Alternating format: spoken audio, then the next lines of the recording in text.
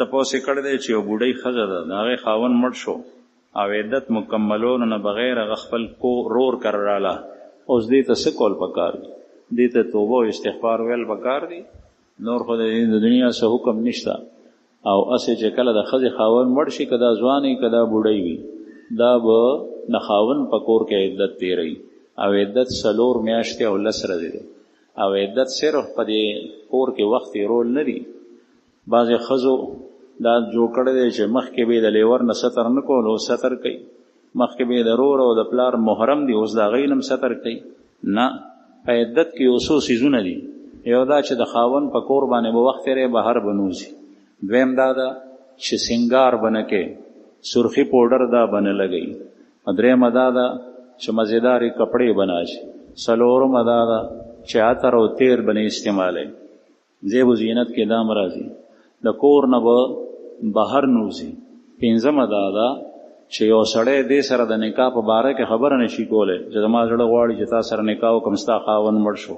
نه، دا صراحتاً خبره ورسره نشي کولی. البته اشارو کې کولی شي او په زړه کې دا ساتلی شي. دغسې دا زنانه هم، نو دا ټول څیزونه په باندې بند دي. نبی کریم صلی الله علیه وسلم ته یو زنانه راله.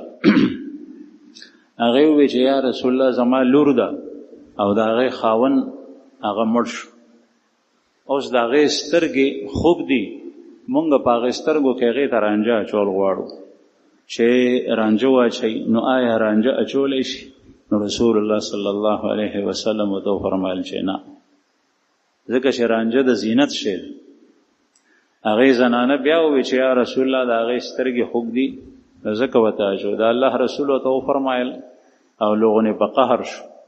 ورته یې وفرمایل چې هغه زمانه د هیره شوه چې کله به په تاسو کې د یوې زنانه خاوند مړ شو، نو هغه به یو کال په هغه کور کې وه، او یو کال به سنگار او زیب و زینت نه کولو، صفا کپړې به نه اچول، او یو کال به ثابت کال په کور کې به هم د کور د خلکو نه به جدا وه، او لکه د سپي به ورته په چټ کې خوراک ورکولو، او هغې د لاسو شی به هم چا نه اخیستو، او هغې ته به په لاسو کې هم څه شی نه ورکولو، د هغې د بدن سره به چا لاس هم نه لګول.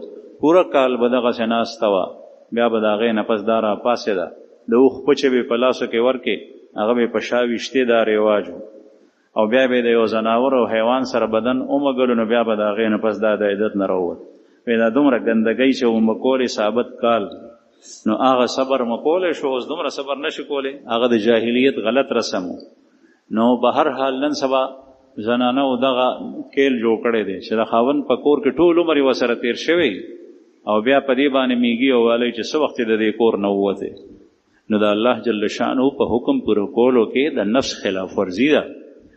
که چېرې دې زنانه ته په هغه کور کې یری چې دې کور کې څوک راتلی شي او زما کور ته راوړېدی شي، غلا کولی شي، شوکه کولی شي، ما ته نقصان را رسولی شي، زما بدن ته، زما مال ته، زما کور ته، دا یری وي قوي، ظن غالب وي، د دې وجه نه دا زوی کره بل چا کره بیا تلی شي. لیکن چې دا عذر نی، بغیر د عذر نه نشي.